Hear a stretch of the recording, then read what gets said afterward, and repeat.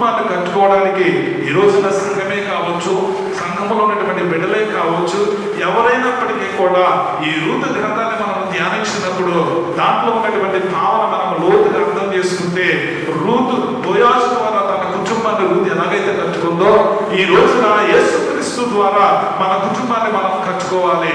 యేసుక్రీస్తు ద్వారా మన కుటుంబాన్ని మనం కట్టుకుని ఒక దినాన ఆయన రాజ్యంలో వారసులుగా ఉండాలని ఈ యొక్క విషయాన్ని మీకు నేను తెలియజేస్తూ ఉన్నాను. ప్రియమైనటువంటి దేవుని సేవకులుగా, సంఘముగా మీకు తెలియజేస్తున్నటువంటి మాట, మొదటగా ఒక మంచి విషయంలో ఆసక్తి కలిగి మనం ఉంటే కనుక ఖచ్చితంగా ఒక భక్తుడైనటువంటి దావీదు మహారాజు మందిరం కట్టడానికి ఎంత ఆసక్తి కలిగి చూపించాడో, ఈ రోజున సంఘము ఉన్నటువంటి మనము కూడా సంఘాన్ని కట్టుకోవడానికి, సంఘము ఒక కుటుంబంగా కట్టబడడానికి బోయాజు ద్వారా ఏ రీతిగా అయితే రూతు కట్టబడి ఉందో, ఈ రోజున రూతు స్థానంలో ఉన్నటువంటి నీవు యేసుక్రీస్తు ద్వారా సంఘముగా కట్టబడాలి, ఒక కుటుంబంగా కట్టబడి ఆయన నిత్య రాజ్యానికి వారసులుగా ఉండాలని ఈ రెండో విషయాన్ని మీకు నేను తెలియజేయడానికి ఇష్టపడుతూ ఉన్నానండి. దేవునికి స్తోత్రం, హల్లెలూయా. ప్రియమైనటువంటి దేవుని పిల్లలుగా పిలువబడుతున్నటువంటి నీవు నేను మన అందరము కూడా అలాగే ఉండాలని మూడో విషయాన్ని మీకు తెలియజేస్తూ ఉన్నాను. ఎస్తేరు గ్రంథము 4వ అధ్యాయము 13-14 వచనాలను మనం చూసుకున్నట్లయితే కనుక, ఎస్తేరు గ్రంథము 4వ అధ్యాయము 13-14 వచనాలు మనం చూసుకున్నట్లయితే కనుక,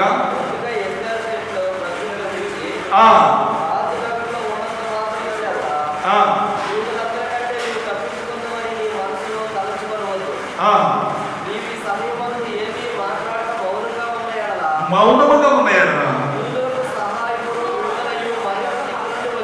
మరొక దిక్కు నుండి వచ్చిన దేవునికి స్తోత్రం, హల్లెలూయా. ప్రియమైనటువంటి దేవుని బిడ్డలారా, ఈరోజు ఈ వాక్యాన్ని మనం జ్ఞాపకం చేసుకుంటే, ఎస్తేరులో ఉన్నటువంటి ఈ గ్రంథంలో ఉన్నటువంటి వాక్య లేఖనాలను మనం తేటగా ఆలోచన చేస్తే చాలా చక్కటి విషయాలు మనకు తెలియజేయబడుతూ ఉంటాయి. ప్రాముఖ్యంగా ఎందుకు ఈ విషయాలు చెప్తూ ఉన్నానంటే, సంఘములోకి అనేక మంది వస్తారు. సంఘములోకి అనేక మంది వచ్చినప్పుడు ఒక విధంగా చెప్పాలంటే, తమ్ముడు ఉన్నాడు, ఫ్యాన్ వాయిస్తున్నాడు, చెల్లెళ్ళు ఉన్నారు, పాటలు పాడుతున్నారు, ఇంకా అనేక మంది ప్రార్థన చేస్తారు. సంఘంలోకి వచ్చిన తర్వాత మన పనులు మనం చేయాలి. దైవ సేవకుడు ఏదైతే చెప్తాడో అది ఖచ్చితంగా మనము శిరస వహించి ముందుకు కొనసాగించవలసిన అవసరం ఉంది.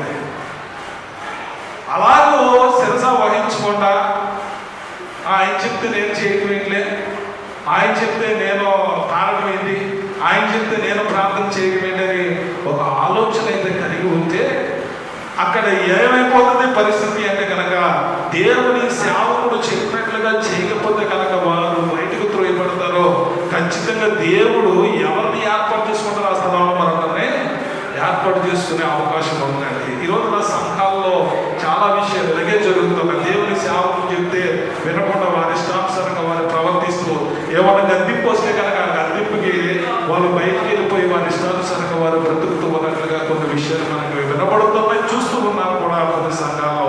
ఈ రోజున దేవుని వాక్యం కూడా అదే చెప్తూ ఉంది. ఇదిగో మొత్తకే వచ్చాడు, ఎస్తేరు చెప్తూ ఉన్నాడు, ఇదిగో ప్రార్థన చేయి, ఇదిగో యూదులందరినీ చంపబోతూ ఉన్నారు, ఏ విషయమైనప్పటికీ కూడా నువ్వు చేయవలసిన పని నువ్వు చేయకపోతే, ఇప్పుడు నువ్వు రాని అనేటువంటి స్థానంలో ఉన్నావు కాబట్టి, నేను రాని కదా నన్ను ఎవరు ఏం చేయాలనుకున్న ఒకవేళ మౌనంగా ఉంటే ఈ ద్వారాగా కాకపోతే మరొక ద్వారా దేవుడు కార్యం చేస్తాడని మొదటికే హెచ్చరించడం దేవుడి వాక్యం ద్వారా ఈరోజు మనకు తెలియచేయబడుతూ ఉందండి. ఏ విషయమైనా మంచి పని చేసేటప్పుడు, మంచి ఉద్దేశం కలిగి ఉన్నప్పుడు దేవుడు మనకు తోడుగా ఉంటాడని ఈ వాక్య లేఖనం ద్వారా మీకు నేను తెలియజేస్తూ ఉన్నాను. మనం చెడు ఆలోచన, చెడు ఉద్దేశం కలిగి మనం పని చేయాలంటే కనుక ఒక్క కార్యం జరగలేదు, ఒక్క కార్యం జరిగే అవకాశం లేదు. దేవుని వాక్యం చాలా స్పష్టంగా చెప్తూ ఉంది. అందుకనే మంచి ఉద్దేశము, మంచి ఆలోచన కలిగి దైవ సేవకులు మిఖాయేలు గారు తనకు కలిగి ఉన్న దాంట్లో ఈ రోజున దేవుని సేవకుని పిలిపించాలి, ఈ రోజున నా సంఘములో ప్రార్థన చేయాలి, ఈ రోజున సేవకులుగా ప్రార్థన చేస్తూ ఉన్నప్పుడు అనేక అద్భుతాలు, ఆశ్చర్య కార్యాలు నేను చూస్తూ వచ్చాను. వచ్చినటువంటి సేవకులు కూడా చూడాలని ఒక ఆతృత, ఒక ప్రేరేపణ ఆయనలో కలిగి ఉంది. కాబట్టి ఈ రోజున దేవుని సేవకులుగా మన అందరినీ పిలుచుకుని ఇంత రీతిగా ఆయన ఖర్చు పెట్టి ప్రార్థించడానికి ఇష్టపడుతూ ఉన్నాడండి. ఆయన చేసే మంచి పనిని బట్టి ఆయన చేసేవాడు ఎవడో లేడని ఈ రోజున వాక్యం ద్వారా తెలియజేస్తూ ఉన్నాను. ఆయన చాలా ప్రాంతాలు తిరుగుతూ ఉన్నాడు. ఎక్కడెక్కడికో పోయే దేశం అవన్నీ తిరిగి స్వార్థ చేస్తూ వస్తున్నాడు. ఈయనకి ఎంత ఓపిక ఎక్కడని నేను అనుకుంటూ ఉంటాను. నా మీద పెద్దవాళ్ళు అంత ఇష్టపడే స్వార్థ ప్రకటిస్తూ ఉంటే మేము చిన్నవాళ్ళమైనప్పటికీ కూడా స్వార్థ చేయలేనటువంటి పక్షంగా మేము ఉన్నామని ఈరోజు సభాముఖంగా మీకు నేను తెలియజేస్తూ ఉన్నాను. నిజమే, అంత పరిస్థితుల్లో కూడా ఆయన ఇష్టపడి ఆయన స్వార్థకి వెళ్తూ ఉంటే దేవుడు ఆయనకు తోడుగా ఉండి ఆయన బలపరుస్తూ ముందుకు నడిపిస్తున్న అనుభవాలు ఈ రోజున మనందరం ఇక్కడ కూడి ఉన్నామంటే ఆయన చేసినటువంటి మంచి పనులు, ఆయన చేస్తున్నటువంటి మంచి ఉద్దేశాలు, ఆయన స్వార్థ ప్రకటించాలి. ఆ స్వార్థను బట్టి నా ప్రజలందరూ క్రీస్తు రాజ్యంలో ఉండాలి. ఏ ఒక్కరు నశించిపోకూడదు, ప్రతి ఒక్కరు కూడా దేవుని రాజ్యానికి వారసులు ఉండాలని ఆయన ఎంత ప్రయాసపడుతూ ఉన్నాడో ఆ ప్రయాస వ్యర్థం కాకుండా ఆయన నిత్యము కూడా దేవుడు ఆయన కాపుదలు ఇవ్వాలని చెప్పేసి ప్రార్థన చేద్దాం. ఈ కొద్ది విషయాలు మన హృదయంలో ఫలింపచేయను కాక.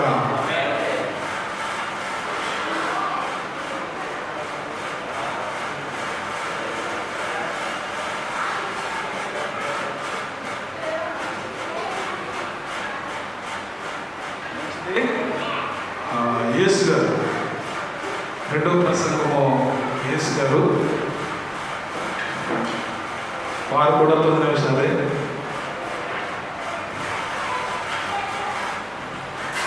ప్రార్థన చేసుకున్నామండి. మహాపరిశుద్ధులను ప్రేమ స్వరూపిణము గొప్ప తండ్రి, నీ ఘనమైనటువంటి అతి శ్రేష్టమైనటువంటి నామమునకు లెక్కింపలేని కోట్లాది స్తుతులు స్తోత్రములు చెల్లిస్తూ ఉన్నాము దేవా. ఇదిగో ఈ యొక్క సమయంలో ఇటువంటి భాగ్యాన్ని మనందరికీ కూడా అనుగ్రహించిన దేవా, మమ్మల్ని అందరినీ కూడా ఏర్పరచుకుని నీ యొక్క నామానికి మహిమకరంగా ఈ యొక్క సభను జరిగిస్తున్నందుకు నీకే లెక్కింపలేని కోట్లాది స్తుతులు స్తోత్రములు చెల్లిస్తూ ఉన్నాము నైనా. ఇదిగో ప్రభా, ఈ యొక్క స్థలంలో ఏకీభవించిన ప్రతి వారిని నీ యొక్క దాసులను, దైవ సేవకులను, సేవకురాళ్ళను మీరు దీవించండి, ఆశీర్వదించండి నైనా. మీరు ప్రతి వారికి ఇచ్చినటువంటి ప్రతి వారి యొక్క సంగమలను, పరిచర్యలను మీరు దీవించండి, ఆశీర్వదించండి. ఇదిగో ప్రభా, మీరు ఇచ్చినటువంటి మా దైవ దాసులను కూడా మీరు దీవించండి, ఆశీర్వదించండి. మీరు ఇచ్చినటువంటి యొక్క పరిచర్యను మీరు దీవించండి, ఆశీర్వదించండి. సంగమలను మీరు దీవించండి, ఆశీర్వదించండి. ఇదిగో ప్రభా, మేమందరము కూడా కలిసి నీ పని చేయడానికి, మేమందరము కూడా కలిసి నీ యొక్క సువార్తను ముందుకు తీసుకువెళ్ళడానికి సహాయం చేయండి. ఇదిగో నైనా నశింపబడుతున్నటువంటి అనేకమైనటువంటి ఆత్మలు రక్షింపబడడానికి నీ కృపను చూపించండి. ఇదిగో ప్రభా, శాంతి భద్రతను ఈ దేశంలో విధించండి. ప్రతి వారిని మీరు దీవించండి, ఆశీర్వదించండి.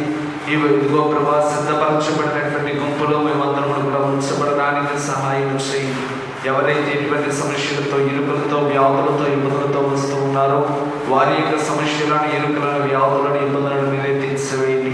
ఇదిగోనైనా మాకు కావాల్సినటువంటి జీవాహారాన్ని మీరే మా అందరికీ విరిచి వడ్డించే సహాయము దయచేయమని, మా ఒక చిన్న ప్రార్థన ఆలకించమని యేసుక్రీస్తు వారి అతి పరిశుద్ధమైనటువంటి నామములో ప్రార్థన చేసి అడిగి పెట్టుకుంటూ ఉన్నాము మా పరమ తండ్రి, ఆమేన్. అందరికీ వందనాలండి.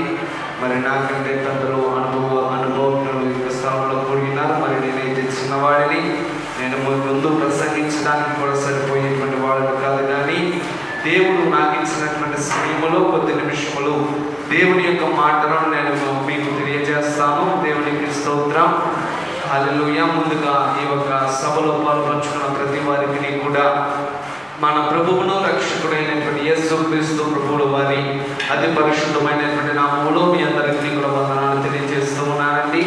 అందరికీ కూడా వందనాలు. పరిశుద్ధ గ్రంథమైన బైబిల్ గ్రంథములో నుండి మార్కు రాసిన సువార్త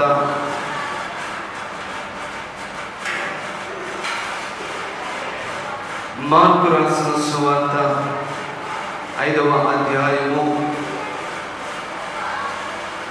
మొదటి వచనము నుంచి మనము చదువుకుందాం. మార్కు రాసిన సువార్త 5వ అధ్యాయము మొదటి వచనము నుంచి మనము చదువుకుందాం. వారు సముద్రమునకు అద్దరినున్న గెరాసేనుల దేశమునకు వచ్చిరి. ఆయన దోణిగానే అపవిత్రాత్మ పట్టిన వాడొకడు సమాధులలో నుండి వచ్చి ఆయనకి ఎదురుపడెను. వాడు సమాధులలో వాసన చేసేవాడు, సంఖ్యలతోనైనను ఎవడునో వారిని బంధింపలేకపోయెను.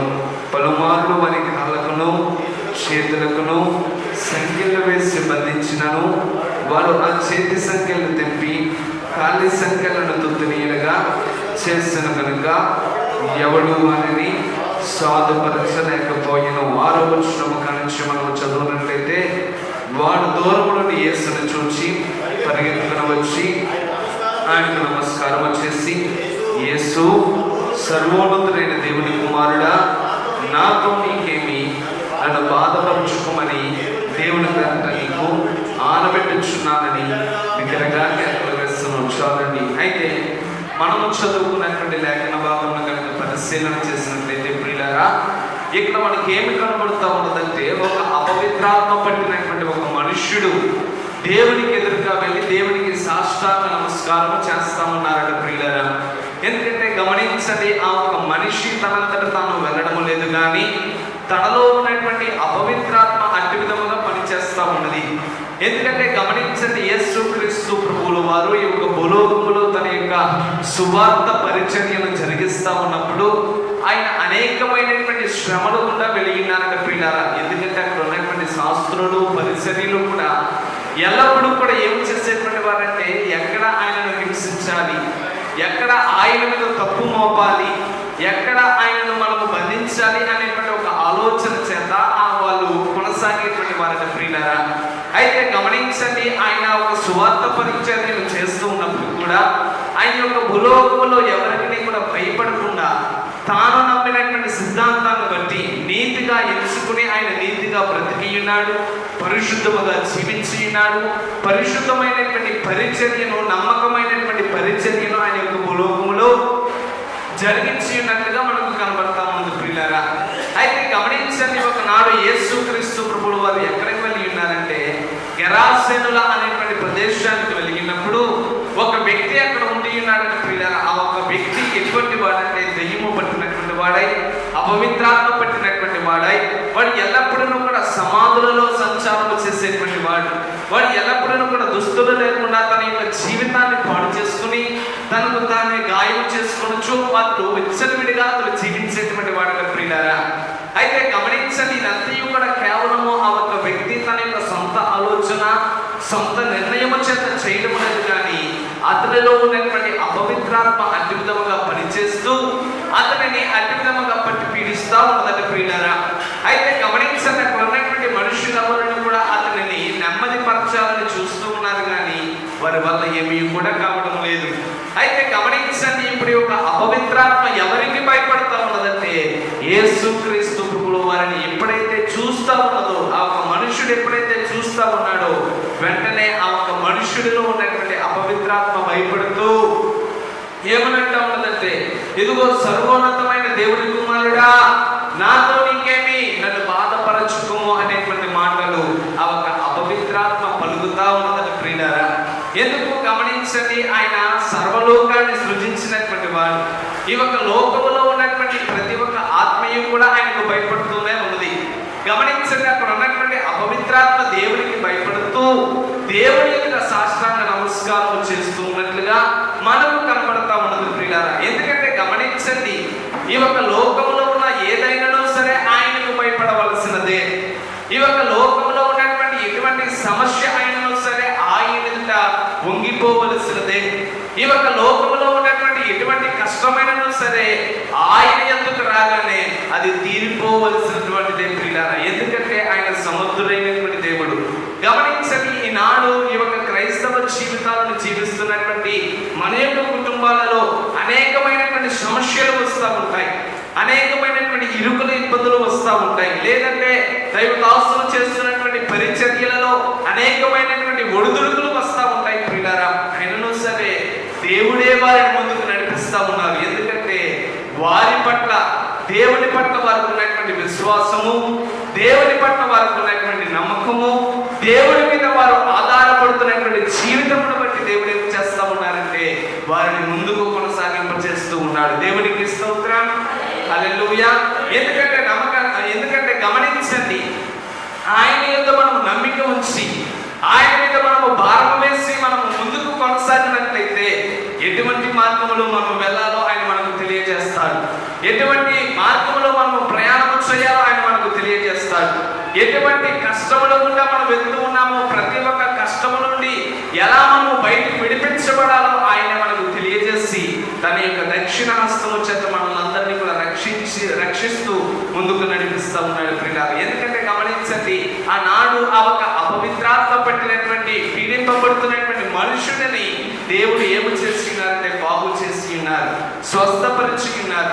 అతని యొక్క జీవితాన్ని బాగు చేసి అతనికి సరి అయినటువంటి జీవితాన్ని ఇచ్చి ఉన్నారంటే ప్రియులారా. ఈనాడు మన యొక్క జీవితాల్లో ఉన్నటువంటి సమస్యల నుండి కూడా దేవుడు విడిపించగలిగినటువంటి వాడు, రక్షించగలిగినటువంటి వాడు, మనలను సమర్థవంతులుగా చేయగలిగినటువంటి వాడు, మన యొక్క పరిచర్యలను మన యొక్క సంఘాలను దీవించేటువంటి దేవుడు. కాబట్టి మనం చేయవలసినటువంటి ఏమిటంటే ఆయన మీద నమ్మిక ఉంచి, ఆయన మీద ఆధారపడి, దేవుడి మీద ఆధారపడి ఆయన చూపిస్తున్నటువంటి మార్గంలో ప్రయాణం చేయడమే.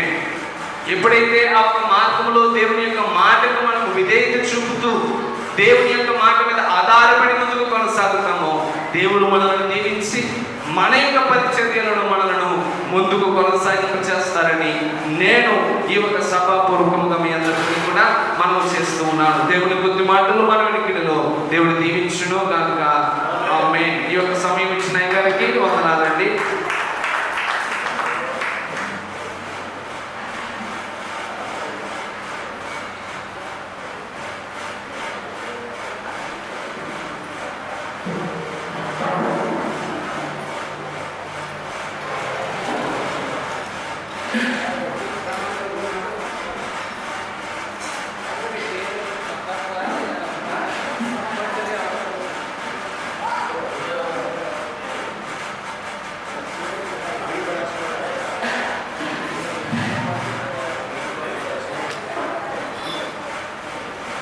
దేవునికి స్తోత్రం కలుగును గాక. కుడి వచ్చిన దైవజనులకు దైవజనులకు నా హృదయపూర్వక వందనాలు. పెట్టకొచ్చమైన కోత గణమన్నట్టు మరి యేసు చక్కటి వర్తమానం ఇచ్చినందుకు చప్పట్లు కొట్టండి అందరినీ.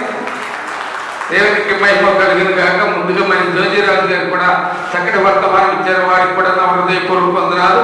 నెక్స్ట్ ఎవరిచ్చినా సరే ఒక్క మాట మాత్రం గుర్తుపెట్టుకోండి, ఎవరైనా సరే 10 నిమిషాలు, ఎందుకంటే ఎదుటి వారికి సమయం ఇవ్వాలి కనుక, సమయం సద్వినియోగం చేసుకోవాలి కనుక ఆ సమయం మీరందరూ కూడా పాటించవలసిందిగా కోరుతున్నాను. ఈ యొక్క మాటలు దేవుడు దీవించి ఆశీర్వదించను గాక. నెక్స్ట్ మన మధ్యన ప్రభాకర్ రావు గారు ఉన్నారు, వచ్చి 10 నిమిషాలు వాక్యం చెప్పాల్సిందిగా కోరుతున్నాను. వారు వస్తున్నప్పుడు చప్పట్లు కొట్టి ఆహ్వానిద్దాం.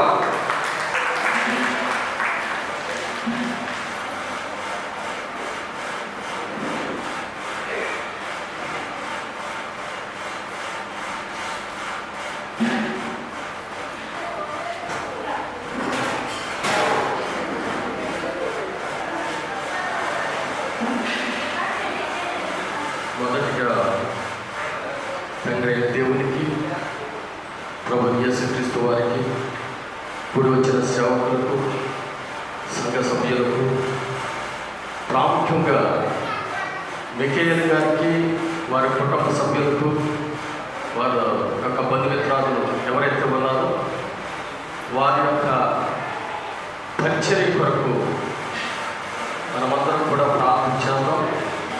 కనుక ఈ యొక్క కూడికను ఆశీర్వాదకరంగా ఉండాలని మరొకసారి మీ అందరికీ వందనాలు తెలియజేస్తున్నాను.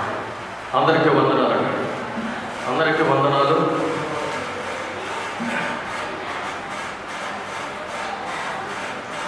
ఈ అంశంలోకి వెళ్ళే ముందుగా నేను ఒక పరిచయం చేసుకోవాలి కదా. ఇప్పుడు నేను ఎవరినో, ఎక్కడి నుంచి వచ్చానో, నేను ఎటువంటి వాడినో ముందుకు తెలియపరచకపోతే మొదటిసారి ఇక్కడికి తీసుకొచ్చారు మా అన్నయ్య గారు.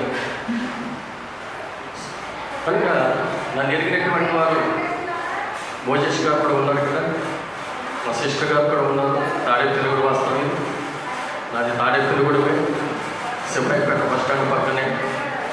కనుక నేను ఆర్మీలో 22 సంవత్సరాలు చేసి 99లో కార్గిల్ యుద్ధం చేసిన తర్వాత 2000లో నేను రిటైర్మెంట్ అయ్యి వచ్చాను. నేను 1979లో ఆర్మీకి వెళ్ళినప్పుడు 1981 నుంచి కూడా ప్రతి సంవత్సరం 3 రోజులు నా సొంత ఖర్చుతో మీటింగ్లు జరిపించి అందరికీ భోజనాలు కూడా సిద్ధపాటు చేసి 40 సంవత్సరాలు పోయిన సంవత్సరం మే నెల, ఎందుకంటే ఎలక్షన్ వల్ల లేట్ అయ్యింది. యాక్చువల్లీ ఏప్రిల్లో జరగాల్సిన మీటింగ్ మే నెలలో పెట్టాను. మన పెద్దపల్లిలో ఉన్నటువంటి ఎస్సీ కాలనీలో ఆ స్కూల్ గ్రౌండ్లో పోయిన సంవత్సరం 40 వార్షిక శుభార్తలు జరిపించడం జరిగింది. ఈ సంవత్సరం పెట్టడానికి కొన్ని అడ్డంకాలు ఎదురైనవి. గత 3 సంవత్సరాలుగా నేను పెద్దపల్లిలో జగన్ కాలనీలో సువార్త ప్రకటిస్తున్నాను. కొత్తగా స్టార్ట్ చేశాను. అక్కడ ఒక ఇల్లు అందుకు తీసుకుని అక్కడ సువార్త ప్రకటిస్తూ 2 స్థలాలు తీసుకున్నాను. అక్కడ ఒక స్థలం అయితే చర్చికి నిర్మాణానికి బాగుందని చెప్పి సెంటున్నర 2 స్థలాలు తీసుకుని ఆ 3 సెంట్లు నిర్మాణం జరిపించాలని మన జనవరి 1 తారీఖుని శంకుస్థాపన చేయడం జరిగింది. ఆ శంకుస్థాపన చేసిన తర్వాత అక్కడ ఉన్నటువంటి మరి హిందూ కుటుంబాలు ఏవైతే ఉన్నావో అవన్నీ అప్డేషన్ పెట్టి ఒక లెటర్ రాసేసారు. కలెక్టర్ వరకు లెటర్ రాశారు. ఈ చర్చలు ఇక్కడ పెట్టకూడదు, నిర్మాణం జరగకూడదు, ఎవరిని అడిగి కడుతున్నారు, ఎలా కొన్నారు, ఈ స్థలం కొనడానికి కానీ అమ్మటానికి కానీ ఏర్పలేదని చెప్పి వాళ్ళు లెటర్ రాసి అప్డేషన్ పెట్టారు. కనుక దాని వరకు నేను ఇప్పటివరకు ప్రార్థనలు పెట్టి అనేక మంది ప్రార్థనల ద్వారా ప్రస్తుతానికి అది ఎలా జరుగుతుందంటే అక్కడ ఉన్నటువంటి మరి నాయకులు అన్నవరం గారితో మాట్లాడి చర్చ్ అయితే కట్టని కానీ ఇల్లైనా నిర్మించుకుంటానని చెప్పి ఒక హాల్ ఒక చిన్న గది పెట్టుకుని ఒక హాల్ పెద్దగా హాల్ చేసుకుని మిగతా 3 సెంటున్నర స్థలంలో భవిష్యత్తులో దాన్ని జగన్ గారు రాకపోరా వచ్చిన తర్వాత కట్టకుండా అని ఆలోచనతోటి దాన్ని అలా ఆఫ్ చేసి ప్రస్తుతానికి పునాదుల లెవెల్లో లేపాను. కనుక మీ అందరూ ప్రార్థనకు అవసరం ఉంది. ఇప్పుడు తోడుకున్నటువంటి అందరూ కూడా తమ్ముడు అనార్థంగా మాట్లాడాడు. అంత అనుభవమైనటువంటి నేను మాత్రం కాదనేది చెప్తాను. ఎందుకంటే నేను నిత్య విద్యార్థిని. బైబిల్ గ్రంథంలో 2-3 సార్లు చదివేసిన, ఆర్మీలో ఉండి చదివేసిన, ఇక్కడికి వచ్చిన చదివేసిన, మరి 4 సంవత్సరాలు ట్రైనింగ్ అయినా ఇంకా అనేకమైన విషయాలు నేర్చుకోవాల్సిన అవసరం నాకు ఉంటుంది. కనుక అంత చిన్న వయసులో కూడా కుర్రోడు అంత అనార్థంగా మాట్లాడంటే వయసు నాకు 64 సంవత్సరాలు వచ్చినా ఇక నేను చిన్నపిల్లవాడిని. 64 సంవత్సరాలు వచ్చినా నేను ఇంకా చిన్నపిల్లవాడిని. కనుక నాకు అంత టాలెంట్ పర్సన్ మాత్రం నేను కాదు. అంటే దేవుడు ఇక్కడ నిలబెట్టి ఏ వ్యక్తి నిలబెట్టినా, అనామకులు నిలబెట్టినా, ఎలా నిలబెట్టినా అధ్యక్ష అని మాట్లాడాల్సిన అవసరం మీకుంది. అధ్యక్షగా నేను నిలబడిన అవసరం నాకుంది. దేవుడు ఏది మాట్లాడుతాడు అది సత్యమే మాట్లాడుతాడు. కనుక అసత్యం కూడా మాట్లాడు. కనుక మరి ఆ మాటలు నా నోటితో దేవుడు పలికిస్తాడని నేను ప్రార్థన చేసుకుని వాక్య భావనలోకి వెళ్ళిపోతాం. దయచేసి ఏదైనా మరి నేను ముందుగా మా పరిచయం చేసుకున్నాను కనుక నా పేరు ప్రభాకర్ రావు అండి. నా పేరు ప్రభాకర్ రావు. కనుక గుర్తుపెట్టుకోండి. నా కొరకు, నా సంఘం కొరకు ప్రార్థన చేయండి. ప్రస్తుతానికి 15 మందే నా సంఘము. అయినా నేను 1000 మంది కావాలని ఆలోచన చేయట్లేదు. కానీ ఒక్క వ్యక్తి అయినా రక్షణ పొందాలనే ఆలోచన నా సంఘం. అందుకే ఎక్కడున్నా దేవుడు నన్ను నడిపించాడు. అన్ని ప్రాంతాలు నడిపించాడు. మనందరూ కూడా నడిపించాడు. ఆనాడు ఇశ్రాయేల్ని ఎర్ర సముద్రం దాటించాడు. ఈనాడు మిమ్మల్ని కూడా 2 సార్లు దాటించాడు. ఆ సముద్రం ఏంటంటే కరోనా సముద్రం. ఏ సముద్రం అది? కరోనా సముద్రంలో దాటించాడు. అది కనిపించే సముద్రము, ఇది కనిపించని సముద్రము. దీని పక్కకు ఎంతమంది అల్లాడిపోయారు మీకు అందరికీ తెలిసిన విషయం కదా. అయితే నేను ప్రార్థన చేసిన వాక్య పద్యంకి వెళ్ళిపోదాం, ప్రార్థించుకుందాం. కృపగా తండ్రి, దయగల మధ్యవా, మహిమ స్వరూపి దేవాధిపతి, సకల జీవులను పరిపాలించి బాగా కలిసిన స్తోత్రాలు.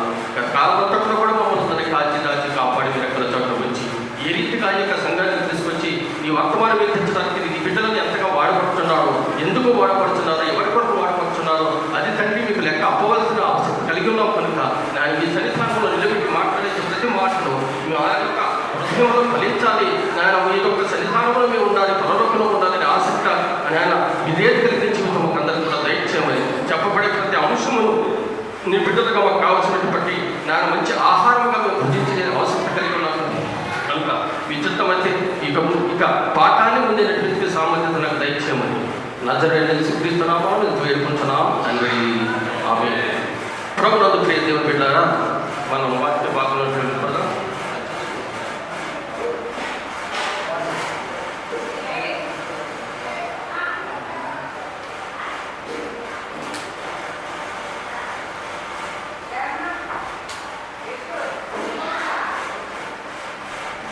ప్రభునందు దేవుని బిడ్డలారా, కొన్ని ప్రాముఖ్యమైన విషయాలు మనం తెలుసుకోవడానికి ప్రయత్నం చేద్దాం. ఎందుకంటే దేవుడు ఏం సెలవిస్తున్నాడంటే అనాది సంకల్పంలో మనుషులు ఎలా ఉండాలి, ఎలా జీవించాలి అనేది మనకిచ్చినటువంటి గొప్ప ధన్యత. ఆ ధన్యత ఇక్కడ అందరూ కూడా పొందుకున్నారని నాకు తెలుసు. కనుక ఒక సంఘంలో ప్రవచించడం వేరు, సువార్థికుల మధ్యలో ప్రవచించడం వేరు. ఎందుకంటే సువార్థికులకి అన్ని విషయాలు తెలుసు, వాళ్ళకి చెప్పవలసిన అవసరత లేదు. అనుభవంతో కూడినటువంటి వాళ్ళు నేను చెప్పాను కదా ఇక్కడ ఉన్నటువంటి వారందరూ కూడా నాకంటే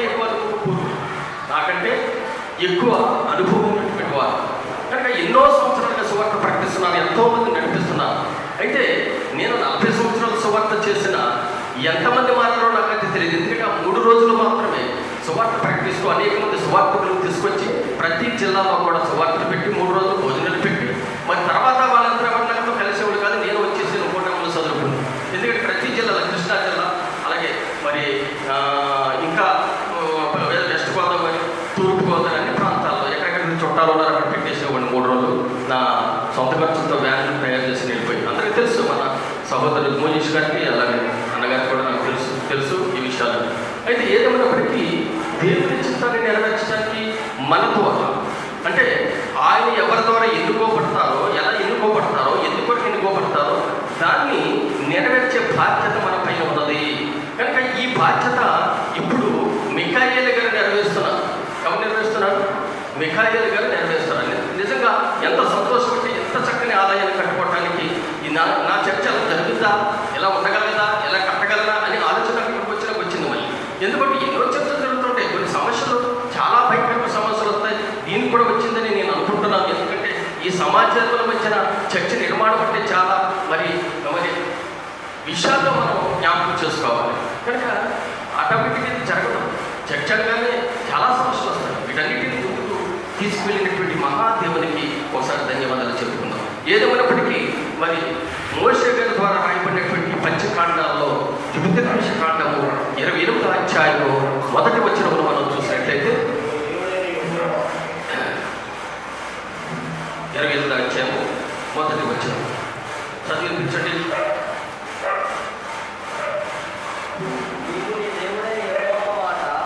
నీవు నీ దేవుడైన యెహోవా మాట శ్రద్ధగా విని నేడు నేను నీకు ఆజ్ఞాపించుచున్నా ఆయన ఆజ్ఞలన్నిటినీ అనుసరించి నడుచుకుని ఎడలా నీ దేవుడైన యెహోవా భూమి మీద ఉన్న సమస్త జనముల కంటే నిన్ను హెచ్చించును. నీవు నీ దేవుడైన యెహోవా మాట వినిన ఎడల ఈ దీవెనలనియు నీ మీదకి వచ్చి నీకు ప్రాప్తించాలండి. ఎంత చక్కని మాట మోషే గారు మన కొరకు వ్రాయించబడ్డ ఈ మాటలు. ఎవరి మాట వినాలి మనం? ఎవరి మాట వినాలని చెప్పాడు ఇక్కడ? నీ దేవుడైన యెహోవా మాట ఎలా వినాలంట? అంటే అశ్రద్ధగా కూడా ఉంటారనే మాట ఉన్నట్టు, అంటే శ్రద్ధ చూపించినప్పుడు అశ్రద్ధ కలిగిపోవడం ఉంటారనే మాటను ఇక్కడ తెలియపరిచాడు. కనుక శ్రద్ధగా వినాలి. చాలామంది శ్రద్ధ ఉండదు, అశ్రద్ధగా ఉంటారు. మనసు ఇక్కడ, బాడీ ఇక్కడ, మనసు ఎక్కడో. ఇంగ్లీష్లో కూడా మాట ఉంది కదా. కానీ